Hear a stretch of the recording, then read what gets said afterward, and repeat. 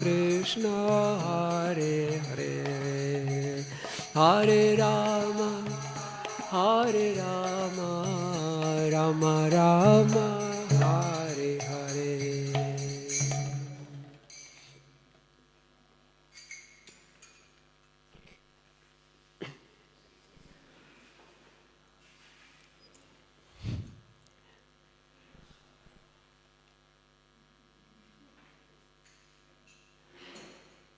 Om Namo Bhagavate Vasudevaya. Om Namo Bhagavate Vasudevaya. Om Namo Bhagavate Vasudevaya.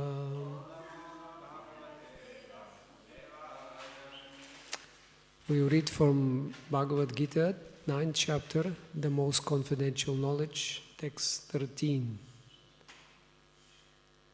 Mahatmanastu mam partha Daivim prakritim ashrita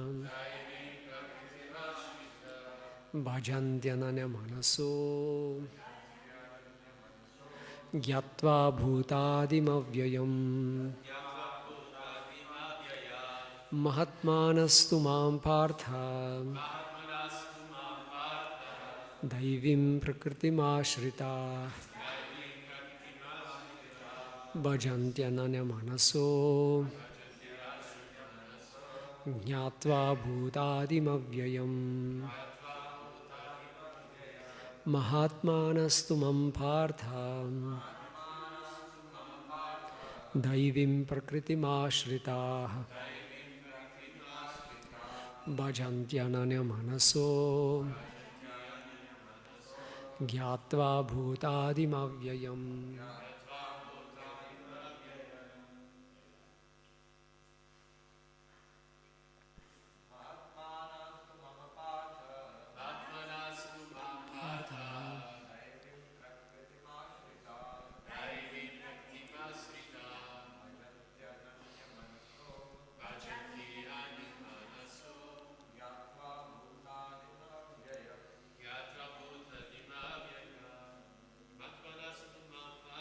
Mahatmanastu mam partha Daivim prakritim ashrita Bhajantyananya manaso Jnatva bhutadim avyayam. You want to chat? Mahatmanastu mam partha Daivim prakritim ashrita Bhajantyananya manaso Gyatva bhutadim avyayam. Mahatmana, the great souls, to but mam unto me, Partha, O son of Pritha, Daivim, divine, Prakritim, nature, Ashritaha, having taken shelter of Bhajanti, render service, Ananya Manasa, without deviation of the mind, Jnatva, knowing, Bhuta, of creation, Adim, the origin, Avyayam, inexhaustible. Translation and purport by His Divine Grace, A.C. Bhaktivedanta Swami Srila Prabhupada. O son of Pritha, those who are not deluded, the great souls, are under the protection of the divine nature. They are fully engaged in devotional service because they know me as the Supreme Personality of Godhead, original and inexhaustible. In this verse, the description of the Mahatma is clearly given. The first sign of the Mahatma is that he is already situated in the divine nature. He is not under the control of material nature. And how is this affected? That is explained in the 7th chapter. One who surrenders unto the Supreme Personality of Godhead, Sri Krishna, at once becomes free from the control of material nature. That is the qualification. One can become free from the control of material nature as soon as he surrenders his soul to the Supreme Personality of Godhead. This is the preliminary formula. Being marginal potency, as soon as the living entity is freed from the control of material nature, he is put under the guidance of the spiritual nature. The guidance of the spiritual nature is called Daivi Prakriti, divine nature. So when one is promoted in that way, by surrendering unto the Supreme Personality of Godhead, one attains the stage of great soul, Mahatma. The Mahatma does not divert his attention to anything outside Krishna, because he knows perfectly well that Krishna is the original Supreme Person, the cause of all causes. There is no doubt about it. Such a Mahatma or great soul develops through association with other Mahatmas, pure devotees. Pure devotees are not even attracted by Krishna's other features, such as the four-armed Mahavishnu. They are simply attracted by the two-armed form of Krishna. They are not attracted to other features of Krishna, nor are they concerned with any form of demigod or a human being. They meditate only upon Krishna in Krishna consciousness. They are always engaged in the unswerving service of the Lord in Krishna consciousness. Mahatma anastumam partha daivim prakritim ashrita bhajantyananya manaso gyatva bhut adim avyayam. O son of Pritha, those who are not deluded, the great souls, are under the protection of the divine nature.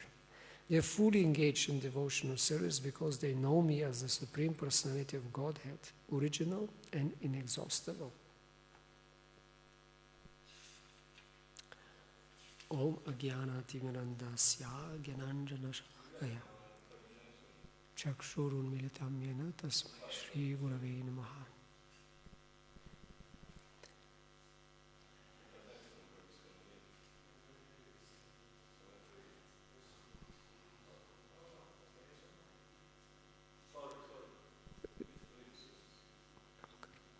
Mokam karoti vachlam pangum gairi grim matigripadaham ande Shri Gurum Dintarinam. So, this chapter of the Gita is called the most confidential knowledge, and here Krishna is telling Arjuna, son of Pritha, that those who take shelter of the divine Prakriti, divine nature, they are great souls. And what makes them Mahatmas? That they have unswavering mind, surrendered to bhajan, to worshipping Krishna. And they know Krishna as the supreme origin of everything, inexhaustible. Bhuta Adim, the origin of creation of everything, and Avyam. And he says that after explaining that people, when they see him in this world, when Krishna appears in this world and enacts his pastimes, human-like pastimes, people who don't have enough knowledge, enough faith, they deride him. And this is because of envy. But he says, fools, avajananti mamudha. Mudha means a foolish person. Without any knowledge, they deride Krishna. Because they think, oh, he's one of us. He's just a human being. Because he behaves like a human being. All right, maybe sometimes he does something extraordinary, but actually, maybe that's due to some special power or magic. But he's a human being, so they deride him. They criticize him. And because of that, they cannot get the benefits. So they become bewildered by Maya, the illusory potency. And they become attracted. Krishna says in the next verse, Moga asha, moga karmano, moga jnana vichetasa, rakshasim, asuim chaiva prakriti mohinim ashita. They become bewildered, they develop asuric, demoniac, atheistic views. And in that confused condition, their hopes for liberation, for, good results of their work and their culture of knowledge are all defeated. So this is the description he gives about people who don't have faith. They become confused when they see or they hear about the Supreme Person taking a human form. And indeed, it is bewildering because even devotees, they are amazed. Like Kunti Devi says in her prayers in the 8th chapter of first canto, she says, you come here and you enact activities and pastimes which are very bewildering. She says, you're acting like an actor, well-dressed actor on the theater drama, and you cannot recognize who that person is. You think that's someone else acting in a role, but you don't actually know the real person. That's the comparison she gives, that Krishna's, especially Krishna's activities, Krishna Lila, they could be very confusing and bewildering. Therefore, we have to hear them, receive them. Can I translate the essence of... Yes, okay, please, you should have say if you need a translation. Yeah. Quindi, Mahendra Prabhu dice che quando Krishna si è manifestato in questo mondo 5000 anni fa, i Muda, gli sciocchi, non capivano che lui era Dio, la persona suprema, perché lui era apparso in questa forma umana, ordinaria, e ragion per cui sì, manifestava dei prodigi, però gli sciocchi li vedono soltanto come magia, come illusione. E in realtà Krishna appare in questo mondo in un certo senso per confondere gli sciocchi. Chi non ha fede, chi non vede non può capire. La regina Kunti stessa dice che tu Krishna appari appunto come un attore all'interno di un dramma, cioè Krishna quando appare in questo mondo è come se fosse un attore all'interno di una rappresentazione teatrale. So in that bewildered state, one thinks, why would I care if this person is one of us? Why would I take seriously his words, his advice, his form? Whoever he is, I don't care. I care about my things. So that is the mood of independence. There is no idea of surrender because this is the source, this is God, this is... He is providing and maintaining everything. At least I should be grateful and offer something. Quindi appunto ribadiva Prabhu che Krishna manifestava appunto questi suoi passatempi trascendentali e appunto il concetto è che bisogna avere fede, gratitudine che Krishna mostra questi passatempi. So that state of mind in the conditioned soul is called the disease of the heart, Hrit Roga in Bhagavatam. It is a confused state when one perceives the reality as something to be possessed and enjoyed and exploited. Quindi l'anima condizionata è confusa all'interno del suo cuore e quindi non riesce a capire, non riesce a vedere nella sua mente.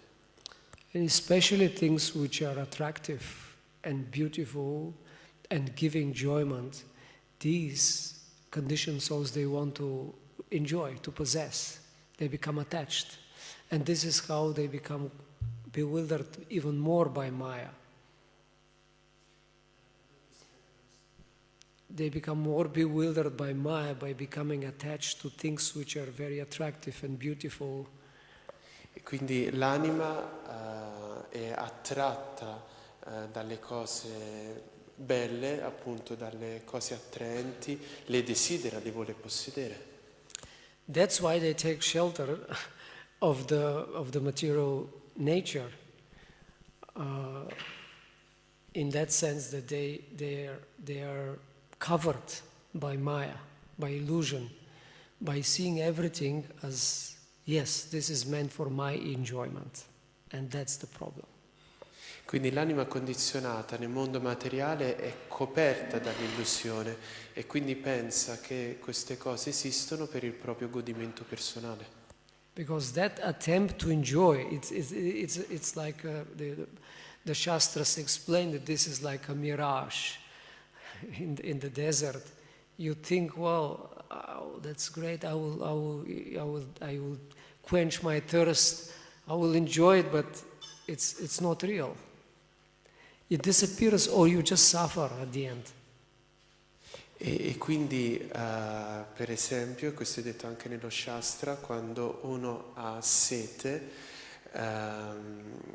prova attrazione per l'acqua, vuole bere, però questo is not real, correct? Yeah, Non è reale. the object of enjoyment and the enjoyment itself. È un miraggio come nel Yes, deserto, mirage, questa è l'immagine, è come uno che ha sete ha l'illusione che c'è l'acqua, ma in realtà è un miraggio come conseguenza di questo bisogno. So those people who have some idea that, wait a second, this pursuit of enjoyment, there is something wrong in it, they look for knowledge. They try to understand what is the problem with this, and they understand that they should actually detach and they should not try to exploit and enjoy. They want to become detached from matter, and therefore they attempt to not enjoy the material objects. Quindi le persone vogliono capire, vogliono la conoscenza e soprattutto appunto questa attrazione per il proprio godimento, per esempio. Let's say you want to really enjoy something, like a child really wants something, and then he gets it, and then becomes frustrated at the end because it's whatever, it may not become happy because of getting that toy. And that frustration, he just breaks the toy and throws it. I don't want anymore to play. Ok, quindi le persone vogliono godere di quell'oggetto dei sensi e diventano frustrati se non riescono ad ottenerlo. Quindi è come un giocattolo, è come un giocattolo che poi, ok, non posso averlo, lo rompo. So this detachment because of frustration, we can see in many traditions they try to do some practice to become distant from the world. They do some asceticism, renunciation, right? In many traditions, let's say, not just the Eastern, in the Vedic, you have all kinds of different schools, and the common ground is always they understand we have to get liberated from this entanglement with matter. We have to become separated. So these are all the schools in yoga and Sankhya, and they try to, or Jnana yoga, all these, Bhakti yoga also, but there's a difference. So there's the desire to become liberated, free, because it's a chain. You are chained by this attachment to the unreal. E quindi ci sono diverse tradizioni che appunto hanno pratiche per sviluppare il non attaccamento per le cose materiali, per distaccarsi dal desiderio. Per esempio nelle tradizioni dell'est, la tradizione vedica come lo yoga, il Shankara yoga, e ci sono varie traduzioni proprio per staccarsi da questo attaccamento dei sensi. And many other traditions, they also have some understanding, some idea that therefore they have orders of monks and nuns, and they try to renounce the worldly and try to focus only on spiritual connection with God, right? E poi ci sono tradizioni che hanno proprio ordini monastici, monaci e monache, che hanno proprio come lo scopo, cioè praticano la rinuncia proprio per connettersi di più a Dio. But this is not easy, as recognized everywhere in all the traditions. That is not easy because we are so used to this contact of the senses with their objects that it's almost impossible. In Bhagavatam, there is a story which the Kumaras ask their father, is it at all possible to be free from this entanglement? Because the senses and their objects seem made for each other, and to disconnect and become detached, it seems impossible. E quindi per quanto è molto difficile questa rinuncia, questo staccarsi dall'attaccamento ai sensi, e questo è comune a tutte le tradizioni, addirittura nel Bhagavad è detto che questo è chiaramente impossibile, proprio staccare i sensi dall'oggetto dei sensi. So this is recognized. I mean, they ask Brahma, Brahma is the creator, and he cannot answer. So he starts to meditate, and then Hamsa avatar appears and speaks and gives transcendental knowledge and answers this question. This is in 11th canto, but I'm not going there. I just wanted to give it as an example how it's a very difficult task. And therefore, mechanical solution is not working. And what Krishna offers here, he says that the only way to get rid of the illusion is by taking shelter at his divine nature, not the external nature. Not is the Daivi Prakriti, which Prabhupada, when commenting on this verse, says that's Srimati Radharani. Taking shelter of the divine nature, which is practically speaking, doing devotional service in bhakti, in devotion and love, is the only way to actually become disentangled from these shackles of material attachment. E quindi questo è chiaramente impossibile farlo in maniera meccanica, artificiosa. Il modo efficace è appunto prendere rifugio nella natura divina, quindi questo è possibile non da soli ma attraverso il bhakti yoga, appunto, il prendere rifugio. Yeah, they are, Krishna says, ashrita. They are under the shelter, under the protection of this divine nature. So that protection is very special, and what it happens in practice is that it changes the attraction because you realize, you know, the covering of the illusion of Maya unveils, disappears, and then you see the reality as it is, and you see what? You see Krishna as the source and the most attractive person. E quindi in questo modo, rifugiandosi nella natura divina, viene tolto questo velo di Maya e vedi la realtà così com'è, in particolare questa connessione con la natura divina, con l'anima, con Krishna, Dio. So unless there is a personal attraction, which also Krishna says in the second chapter, you may renounce the objects of enjoyment, but the taste will remain. Any one of you fasted for some days, more than half or one day, fasting, don't eat any food or not even drink water?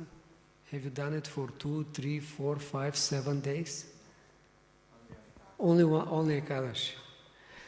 Anyway, even only one day, if you restrain at least the tongue and the belly, these senses, and then the body loses strength, especially if you fast for a few days, then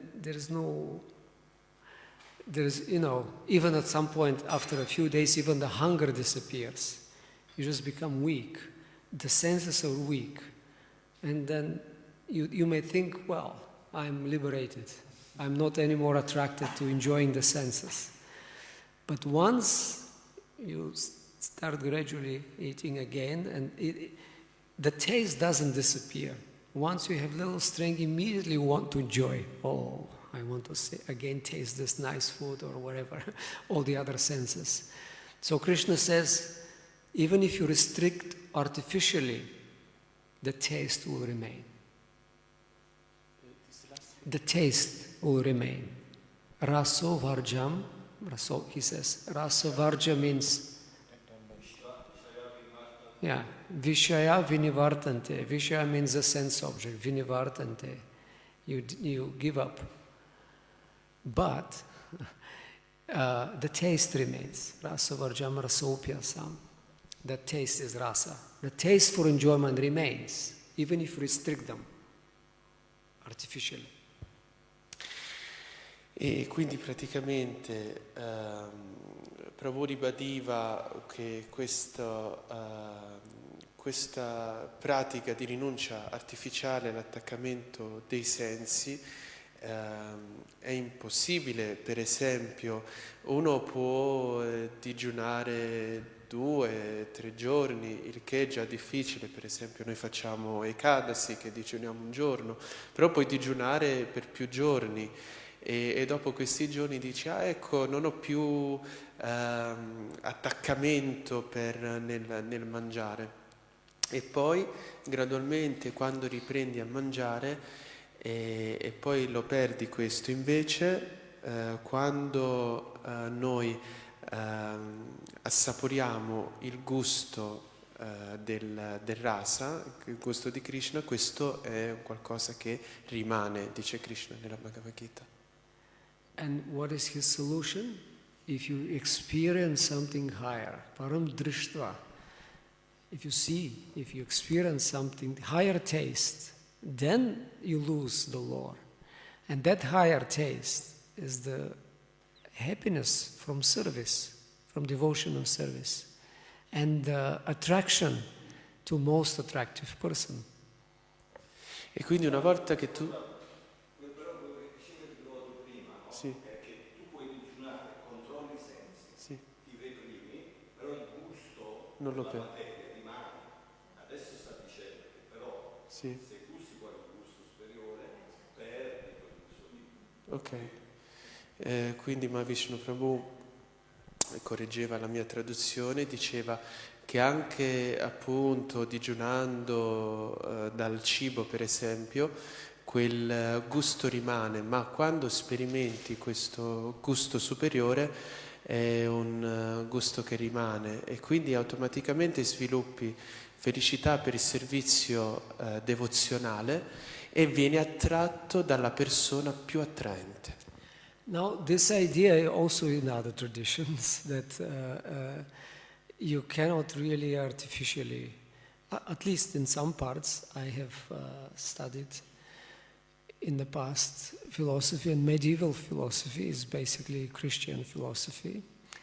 And you know, for sure, you heard about Augustine from the Catholic tradition. He is the first great philosopher in that tradition. So he wrote on many things, but one of that was how you can come close to God and how to overcome temptations. Okay? Overcome temptations. That's what monks do, you know. They live separately so that they are not tempted by material things. But he's also explaining that this will not work. If you just separate yourself, you still will think about. And when there is opportunity, you will go for it. Ha detto la stessa cosa della Bhagavad Gita, dice tu puoi stare lontano dalle tentazioni, no? Però non funziona, perché a un certo punto il tuo gusto per le cose dei materiali ti porterà ancora lì. Dice lui ha studiato negli agostiniani, no? Che sono, come Sant'Agostino, avevano un ordine che sviluppa la conoscenza. No, perché Okay, yes, please.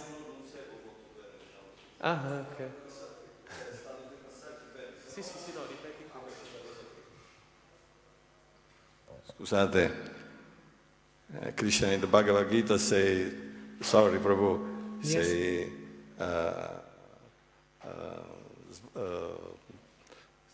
Svadharme, Parodharma, Bhayavaya, insomma, it's better do your Yes. duties. Yeah. Than others. Not good, but not the other. This is your our devotees is translating very well. But the point is another. Now I say in Italian. Il punto è che lui sta dicendo, no? Tu puoi andare, ha parlato prima dell'ascetismo, no? Ti puoi distaccare dalle cose, però il gusto, dice Krishna Bhagavad Gita, per le cose, gli oggetti dei sensi, ha detto i Kumara, hanno detto al padre, guarda che è impossibile staccare gli oggetti dei sensi dai nostri sensi, no? Allora il punto che sta facendo lui è che Sant'Agostino anche ha detto questo punto, ha detto tu puoi rinunciare con tutte le tue forze alle tentazioni, no? Le tentazioni che ti dicono vai là, fai questo, però alla fine è artificiale, non funzionerà perché i sensi ti portano ancora lì. E poi adesso lui sta sviluppando questa cosa e ci dirà appunto come. Noi sappiamo che la Bhagavad Gita ci dice che è sviluppando un gusto superiore. So, the Sant'Agostino, he gives a formula how that works, which is very similar to what Krishna says. And he says, amazingly, because we see, you see, in all traditions, those who try to do that, to really renounce the world, it's not easy, and then they may end up being hypocrites. So in many orders, both in all traditions, in East and West, you have those who have the garbs of renunciates, but they are hypocrites. Internally, either they just internally cannot give up and enjoy, or they even hiding are not following their vows. So this is there, and that's what in the Christian terminology is called the temptation, the attraction. So he says the temptations can be overcome only if you experience the beauty of God. If you see, if you experience, if God reveals revelation, by grace. If God gives you grace and He reveals His beauty and you become attracted, only then you can resist temptations. You understand? E quindi per tutte praticamente le tradizioni spirituali questa rinuncia è difficile. E quindi in sintesi Prabhu diceva, nel momento in cui appunto tu vedi, fai esperienza. Sant'Agostino? Yeah. C'è una sola soluzione, appunto, che è questa, essere attratto da questa bellezza, appunto.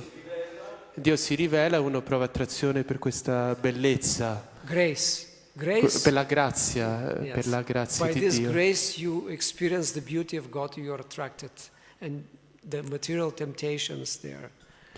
E in questo modo vieni attratto da questa grazia, dice Sant'Agostino, da questa bellezza e diventi praticamente, resisti alle tentazioni. So in our tradition, grace or mercy, karuna, that's the internal energy, that's Daivi Prakriti. She is the personification, there is a person behind this energy of grace. E nella nostra tradizione questa grazia viene tradotta come prakriti, energia interna. So, yes, the divine divina, prakriti internal divina, energy. Sì. And therefore this is a direct way to get this mercy and become attracted by Krishna. Only through this special mercy the window or the curtain can be opened, and then that illusion can be removed, and we actually see and experience the beauty of Krishna, the beauty of his devotees, and become very attracted to them, and then we lose the taste for everything else. E quindi nel momento in cui si sviluppa questa attrazione per la bellezza di Krishna, allora praticamente il devoto non ha più questo tipo di queste altre attrazioni, corretto? Sì. So then how we approach that, how we take shelter at this divine nature, how we approach this internal energy, the personification of Krishna's compassion and pleasure potency. So that is the process of devotional service given by the acharyas. Taking shelter is defined. It's a very old, ancient concept of 6 steps. Sharanagati, taking shelter. You have heard Prabhupada gives detailed explanation. I will not go now in the verse when Krishna says, Sarva dharmam parityaja mamekam sharanam vraja. You surrender unto me, take shelter. And Prabhupada in the purport quotes that verse, which gives the 6 steps, which means to first accept the things which are favorable for devotional service, the devotional service practices of hearing and chanting and worshipping and praying. So, and then rejecting things which are unfavorable, you don't do, you try to avoid. And then you develop the mood of dependence on Krishna, and he will protect me. And then you also trust him that he will maintain me. So these are very essential steps in the taking shelter of surrender. And then you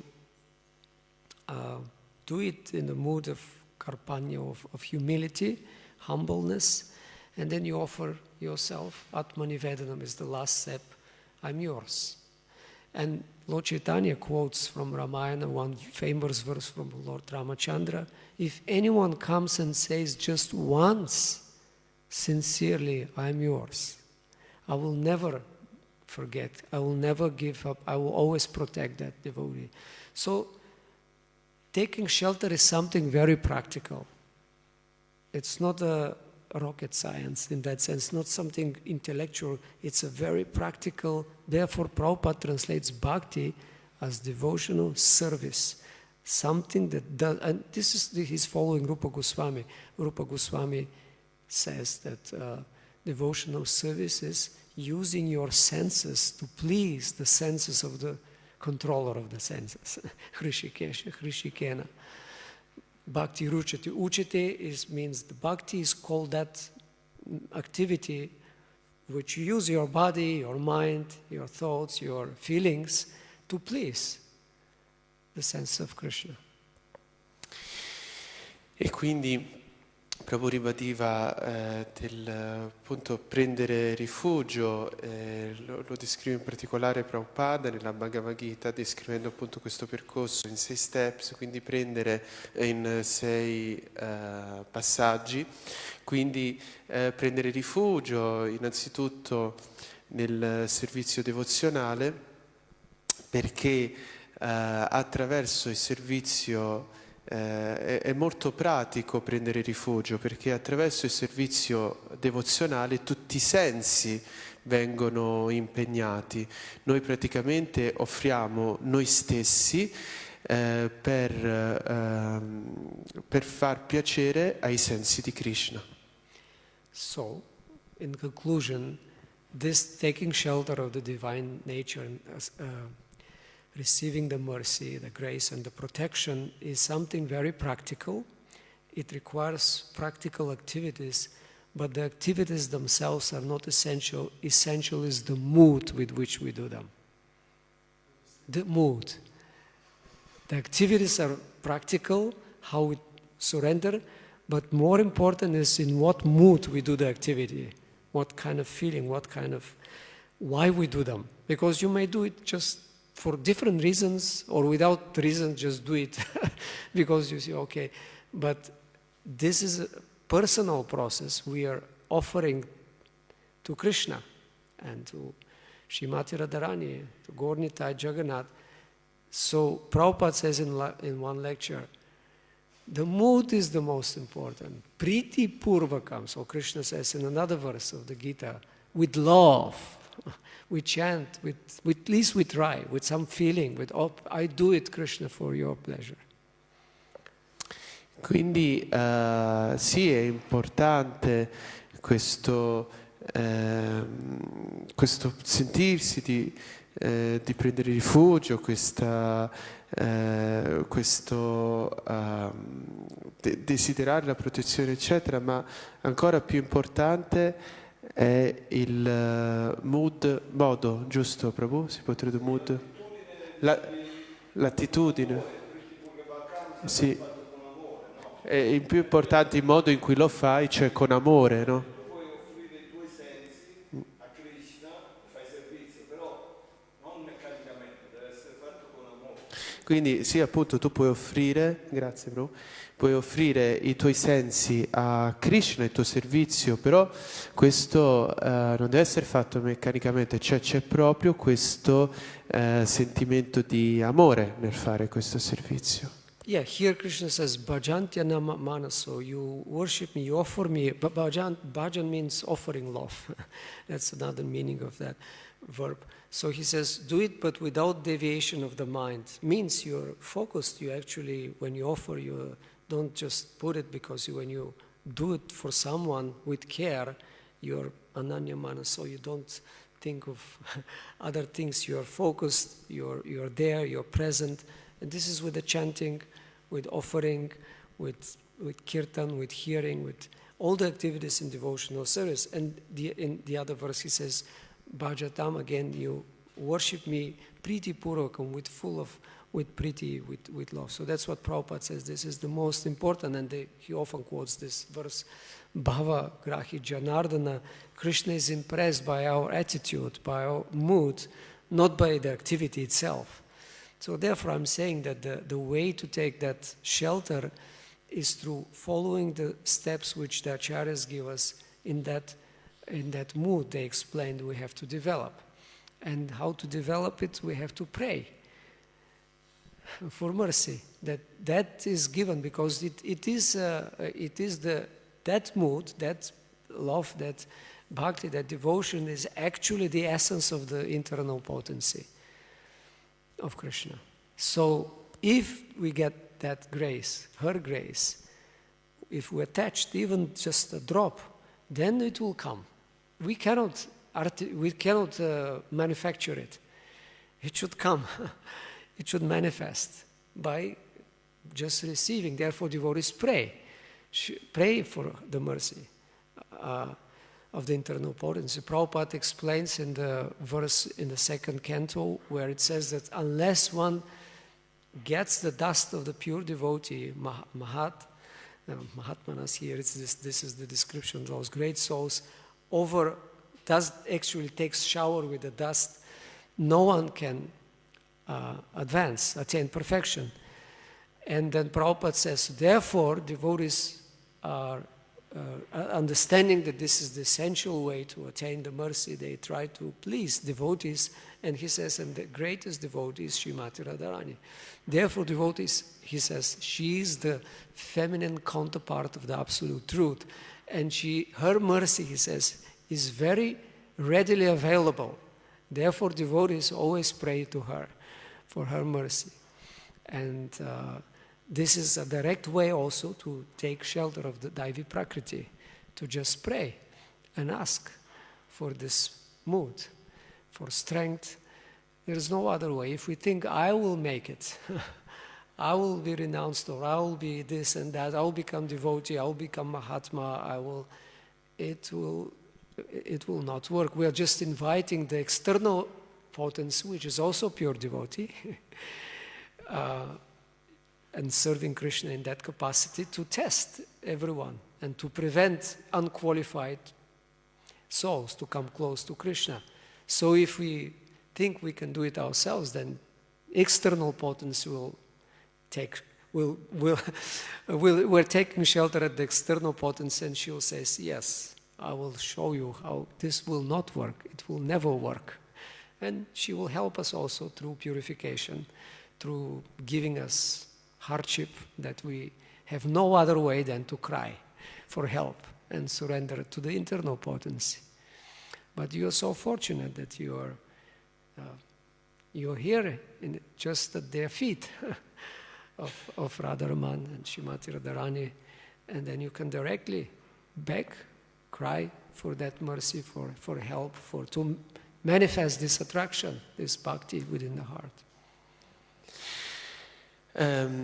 Quindi faceva l'esempio del bhajan, come nel bhaja c'è appunto bisogno di appunto questa attitudine di amore e di concentrazione, il focus è su quello, così è servizio devozionale, quindi in essenza Mahendra Prabhu ribadiva dell'importanza di questa attitudine di amore, e dobbiamo pregare, chiedere misericordia. Srila Prabhupada in particolare dice di mettere la polvere dei piedi dei Mahatma, cioè i grandi devoti, sopra la propria testa, e dire: per favore prega per me affinché io diventi un bravo servitore di Srimati Radharani.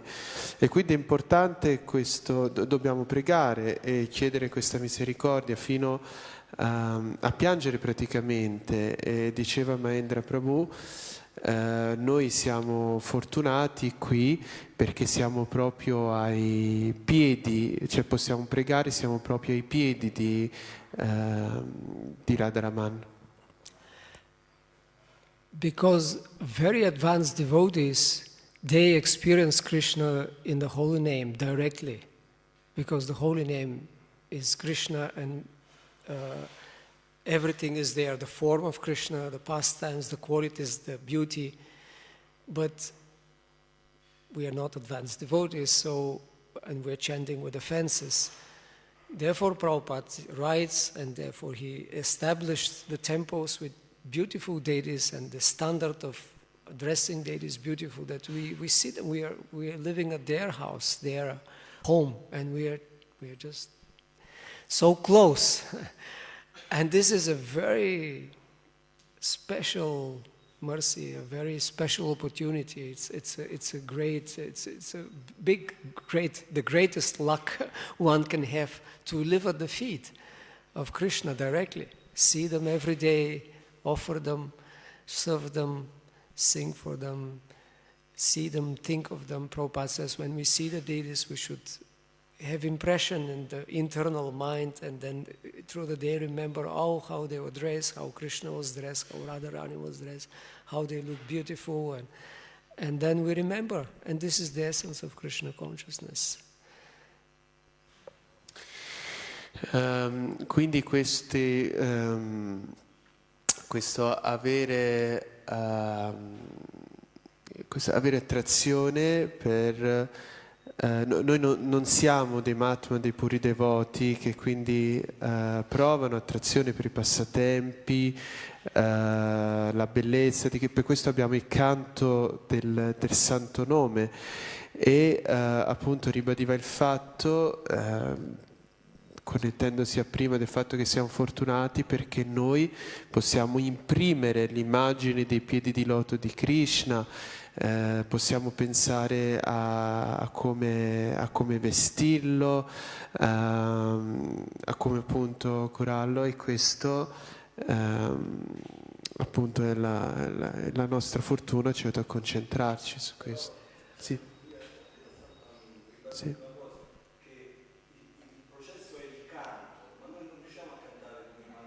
Sì, grazie. Ci ha dato un processo semplice, le divinità Grazie. stanno qua vicino a noi, close adesso vicino a noi, e possiamo servirle, quindi impegnare i nostri sensi, Grazie. cantando, vestendo. Yes. Sì. E quindi appunto Prabhupada diceva noi non siamo come le grandi anime che siamo capaci appunto di cantare bene Hare Krishna, per cui appunto siamo facilitati dal fatto che abbiamo le attività, le divinità, scusate, che possiamo appunto vestirle e possiamo cantare per loro. Giusto? And we should try to develop personal relationship. È proprio una relazione personale, no? Diretta. Because they're persons, they are the supreme persons, and they are looking for, they are there, that's why they are here. They come and they are looking for our offerings of especially of our feelings, whatever we have available. Prabhupada, in a famous lecture in the installment of Rukmini Dvarkadish in Los Angeles, he was telling the story of Sanatana Goswami, who had worshipped Madan Mohan, and he was a renounced person, and he just begged for some flour people were giving. He was putting with water and drying it in the sun or baking it a little bit. Bhati, I think that's the name. They still give it in the samadhi of Sanatana Goswami in Vrindavan. It's a dry, tasteless, and he was offering this. And Madan Mohan one day said, Sanatan, maybe you can add some salt, at least. So Prabhupada is telling the story, and the devotees laugh also, and Prabhupada says, in Sanatana Goswami, my Lord, what can I do? I'm a beggar. I give you what they give me. And I get this, if I start arranging now salt, the next thing you'll ask will be sweets. Where do I get that? Please. And then, it's Prabhupada talking, and devotees appreciate, and they kind of laugh how Sanatana Goswami has this exchange. But suddenly become Prabhupada, the recording is there, you can hear it. Prabhupada becomes serious and say, so here is Krishna. He's coming here to accept your service, and he is directly here. And he says, be very careful. Don't be negligent. And always offer it in the mood, like Sanatana Goswami. He says, my dear Lord, this is what I have. I am fallen and rotten, but please accept it. And Prabhupada choked and stopped the class. He said, I'm fallen and rotten, but please accept it. Please take it. So this is very personal. And Srila Prabhupada, we shouldn't be shy that, oh no, I cannot have any relationship with the deities. I'm so fallen, so new or neophyte. We are, but still the process, part of the process is one should reveal the mind to the deity. How do you do that? How do you reveal your mind? You speak to your close friend. And Prabhupada said also many times, there was one day when Krishna Balaram deities were installed, Gaura-Nitai, Radha-Shyam in Vrindavan. After the installation, Prabhupada said, now we shouldn't have any problems. Because Krishna came, and he said, Balaram especially, he's taking care of problems. And if you have any difficulty, you go to Gaura-Nitai, Krishna Balaram, and say, my dear sirs, here's the problem. So this is a personal relationship. It's and even in matters like, I personally heard that story with a devotee Prabhupada disciple. She was there, and she said when the deities in New York were installed, and they didn't know how, in the beginning they didn't know anything. Devotees like Prahlad Maharaj, he was just calling, he was telling me how he joined, and the first service they gave him was head pujari. He didn't know anything. And they said, now you worship Jagannath. They had Jagannath. And he said, we didn't know what to do. So they said, we heard other devotees from other places. They said, you have to do abhishek. You have to bathe them. Bathe? Okay. So they took buckets with a sponge and soap. They were just pouring. They didn't know anything. But they were sincere, and Prabhupada was encouraging. So these devotees in New York, they asked Prabhupada, how shall we arrange Srimati Radharani's hair? They didn't know. They thought, what is the... And Prabhupada, she said, he closed his eyes for some moments, and then he said, you can do it like that. I don't know, she made some gesture, Prabhupada explained something, you can put it like that. And then he said, why don't you ask her? And then she told me, she said, we are like, what, we ask her? He said, yes, why not? You ask her how she likes her hair. And then I asked that Mataji, disciple, Prabhupada, he said, did you ask her? She said, yeah, we did. But Prabhupada encouraged, even so early in the beginning, that devotees are very personal. They serve Krishna in a very personal way, try to develop personal relationship. Then it's becoming easy to take shelter and to get the protection we need. Quindi ha raccontato all'inizio, cioè ha raccontato poco fa questo episodio di questo divertimento di Sanatana Goswami per quanto riguarda la divinità di Madana Mohan, che, correggimi Prabhu, sì, che la divinità gli era apparsa, c'era stato questo scambio in cui diceva che ecco, ogni giorno mi offri soltanto poco, un chapati secco, senza sale, e lui rispose, se io oggi ti do il sale, domani vuoi il ghee, sempre di più, e io sono un rinunciante, ho poco tempo e risorse, il mio dovere principale è scrivere libri per Mahaprabhu. Allora, pochi giorni dopo c'era questo mercante che la sua barca si era tipo incagliata, giusto? Ah, un'altra storia, niente, E la seconda parte mi sono un po' perso, così. Sì. Appunto, quindi il senso è che noi dobbiamo pregare Krishna e offrirgli quello che noi possiamo. Ah.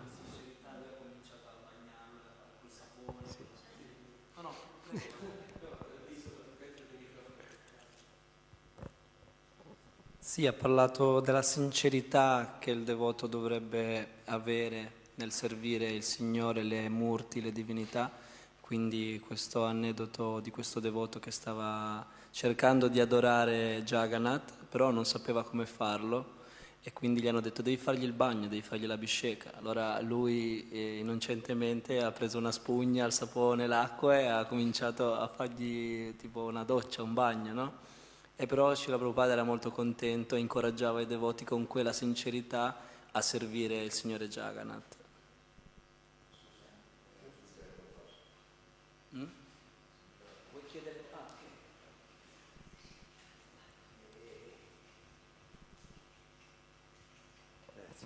E se ben ricordo citava anche Praladananda Swami, che quando è arrivato al Tempio gli hanno fatto subito fare il capo Pujari a New York e lui non sapeva come fare. E poi hanno chiesto anche poi a Srimati Radharani come dobbiamo aggiustargli i capelli, no? E lui gli ha detto, Srila Prabhupada ha detto, chiedi a lei.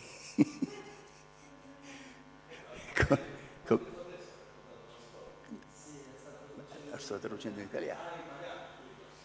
Chiedi a lei, allora lui non sapeva come fare, è andato da un'altra devota e gli ha chiesto, puoi chiedere a Radharani come aggiustarle i capelli, perché io non so come fare, ecco, per spiegare come appunto una relazione personale con la divinità.